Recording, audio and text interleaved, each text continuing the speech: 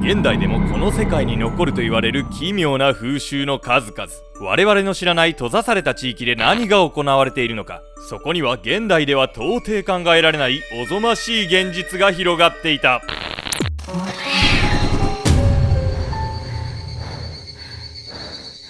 い、どうも、アルゴトリのケンちゃんです。飲酒闇闇かです。はい、今回はですね、世界の奇妙な風習をご紹介していくんですが、まずはここ日本にまつわる黒州の島についてご紹介していきます。ここに残る風習は一体どんなものなのでしょうか。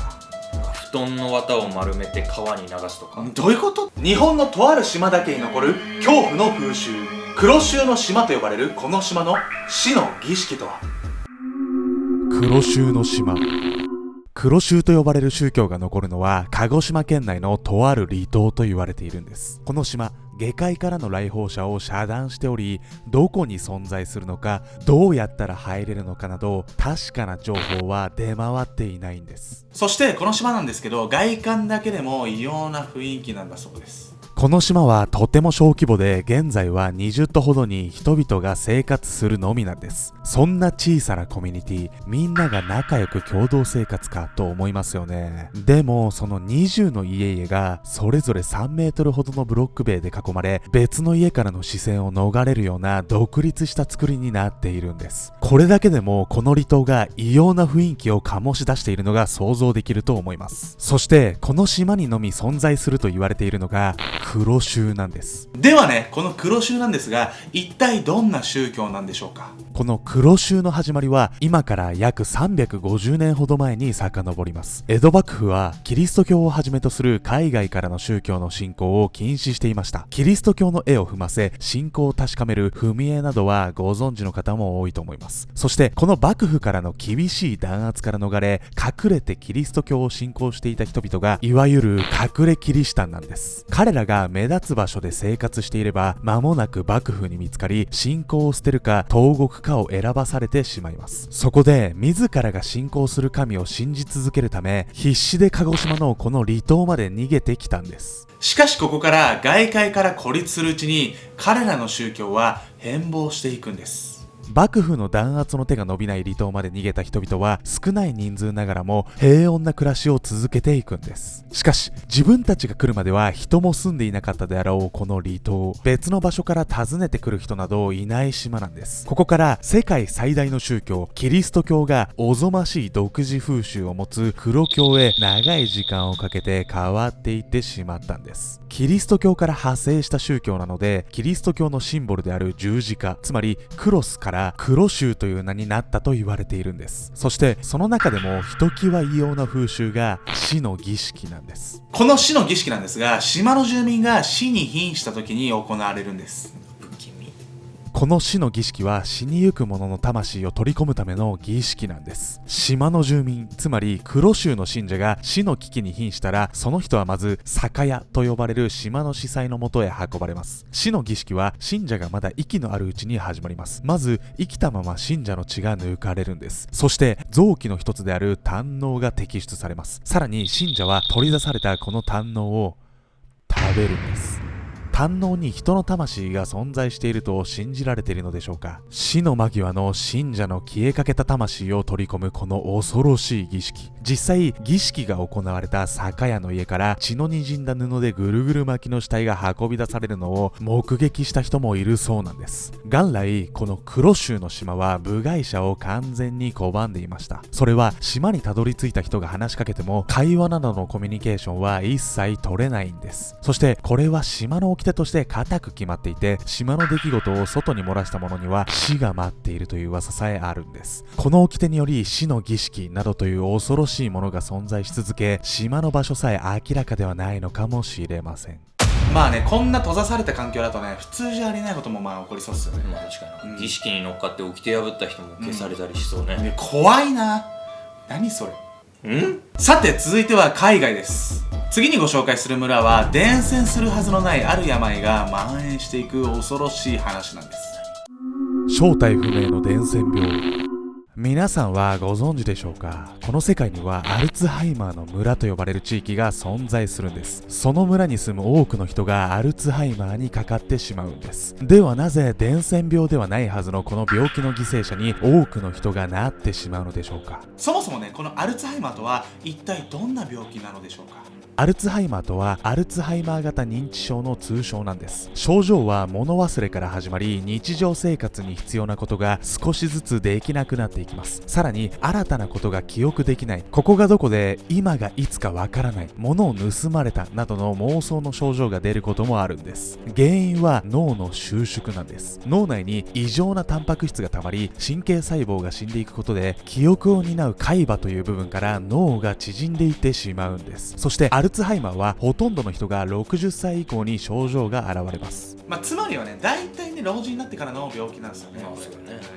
しかし南米に位置する国コロンビアのヤルマル村ではこのアルツハイマーがありえない形で蔓延しているんです。村の名前ちょっと面白いですよね。このヤルマル村はコロンビアの北西部アンデス山脈に囲まれた人口5000人ほどのコロンビアの中でも非常に小さな山村なんです。ではこのヤルマル村ではどんなことが起こっているんでしょうか？先ほどの説明の通り、この村では多くの住民がアルツハイマーにかかるんです。さらに衝撃的なのがその年齢。多くは60歳から症状が始まり、徐々に進行していくアルツハイマー。なんとこの村でアルツハイマーを発症した人は40歳までに最終段階に到達するんです。そう、ほとんどが60代から始まる症状がこの村では40歳までに全て進むんです。そんなヤルマル村の日常風景はこんな感じなんです。ある家族を例に見てみましょう。80歳を過ぎた母親は幸いにもアルツハイマーの症状が出ていません。しかし3人いる彼女の子供は全員アルツハイマーにかかっています。61歳の娘は口が聞けず自分では食事もできません。55歳の息子は暴れ出してしまうので椅子に縛り付けています。しかし自分のおむつを手に取りむしっています。末っ子の50歳の息子ですら買い物に出ても一つの品物を買ってくるのがやっと。そしてこんな3人の子供たちを80歳を過ぎた母が一人で世話をしなければならないんです。そんな悲しい光景がこのヤルマル村では村中に広がっているんです。そしてなぜ多くの住民がとても若いうちにアルツハイマーになるのか、その理由は全くわからなかったんです。この村全体を覆う現象はその悪夢のようなありようからヤルマルの呪いと言われてきたんです。しかし近年この原因が突き止められたんです。この呪いの原因を解明したのはヤルマル村出身の脳を専門に研究する医師フランシスコ・ロペラだったんです。彼は1995年ついに原因を見つけました。ヤルマルの呪いの原因は近親婚だったんです。山に囲まれた小さな村であるヤルマルは自分の親族や血縁者同士での結婚がおよそ300年にわたって続いていたんです。近い遺伝子を持つ同士で子供を産んだことが原因で遺伝子の突然変異が起きたというんです。もちろんそんなことは見てもわかるはずもなく、そのアルツハイマーにかかる遺伝子が代々受け継がれてしまっていたんです。ロペラ医師は自分の村を覆う呪いを終わらせるため新薬の研究を続けているんです。その研究の結果は間もなく出ると言われています。一つの村だけでね、こんな風にね蔓延するっていうのもちょっと怖いですよね。そうね、閉ざされた村ってなんだか怖いわよね。閉ざされてるってだけでなんか引きつけられちゃうもんがあるわよね、なんか。しかしね、これに似た話でそんなね閉ざされた村の中で悲劇が起こる、そんな恐ろしい漫画が実はあるんですよね。漫画？はい、漫画？皆さんも一度は聞いたことがあるんじゃないでしょうか。日暮らしの泣く頃になります。聞いたことあるわね。もうね、読んでる人も多いかもしれないですけど、あらすじを説明すると、日暮らしの泣く頃には少年前原圭一がとある村に引っ越してくるところから始まります。舞台となるのは都会から遠く離れた山奥にある人口2000人に満たない小さな村、ひなみ沢。明るく話し上手な圭一はこの村の学校でもすぐにクラスメートと仲良くなるんです。賑やかに過ぎていく平穏な日々。毎年6月に行われるお祭り綿流しも楽しい一日になる予定だったんです。しかし圭一がひなみ沢にまつわるとある謎を知ることでその日常は変貌していくんです。本日紹介した黒州とかヤルマル村みたいな人里離れた村で起こる惨劇が表現されてるんです。私の生活とどっちが惨劇かしらこっち。そしてこの日暮らしの泣く頃にのモデルになったとファンの間で噂されている事件があるんです。今日は最後にその事件を紹介していきたいと思います。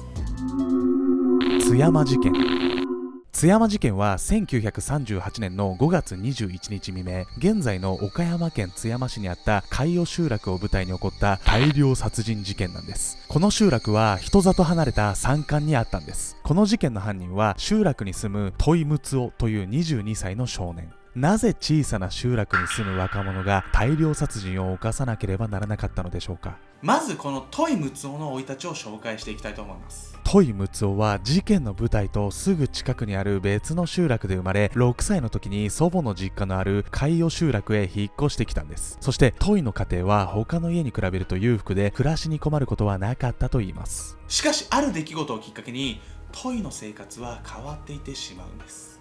事件の前の年、戸井は徴兵検査を受けることになったんです。結果は不合格。10代後半から戸井に現れ始めた結核の症状が原因だったんです。この結核は伝染病であり、当時は現代よりも圧倒的に死亡率が高い不治の病だったんです。戸井が結核で徴兵検査に落ちたことは小さな集落では瞬く間に広まるんです。ここから戸井は集落への恨みを募らせていくようになります。結核の噂を聞いた集落の人々は戸井を遠ざけるようになったんです。中でも特に戸井を苦しめたのが女性からの拒絶。それ悲しいわね。当時この地域には集落に住む女性の家に夜遅く男性が忍び込む、いわゆる夜ばいの風習が残っていたんです。若者である戸井もそれに漏れず集落内の何人かの女性と関係を持っていたんです。しかしそれまで関係を持っていた女性たちは死の病を持っている戸井を拒絶するようになったんです。狭い集落で味方もいない戸井は一人きりで集落に住む人々への恨みを募らせていったんです。そしてついに事件の夜が訪れます。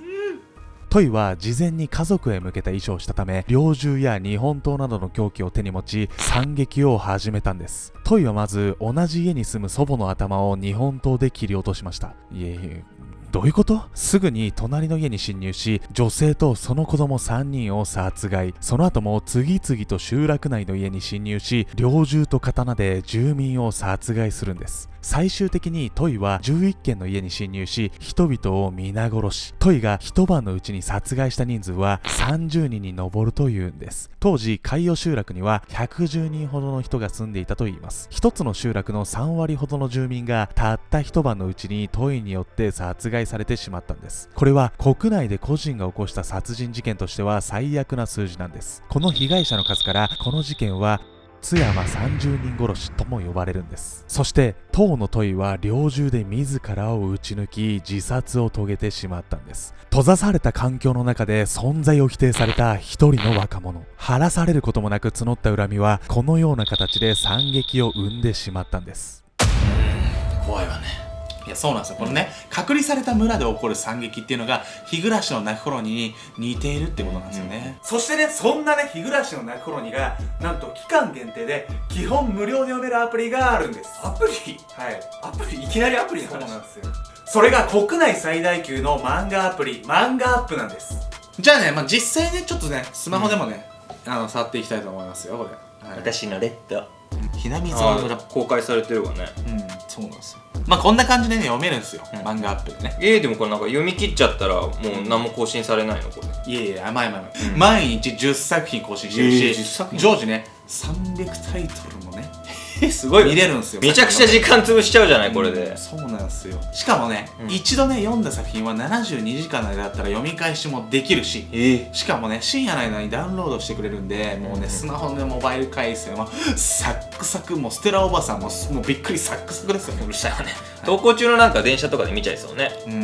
勉強しろ。というわけでね、この日暮の泣く頃にのシリーズなんですが、国内最大級の漫画アプリ、この漫画アップならなんと9月30日まで読めちゃうんです。もう読むしかない。チ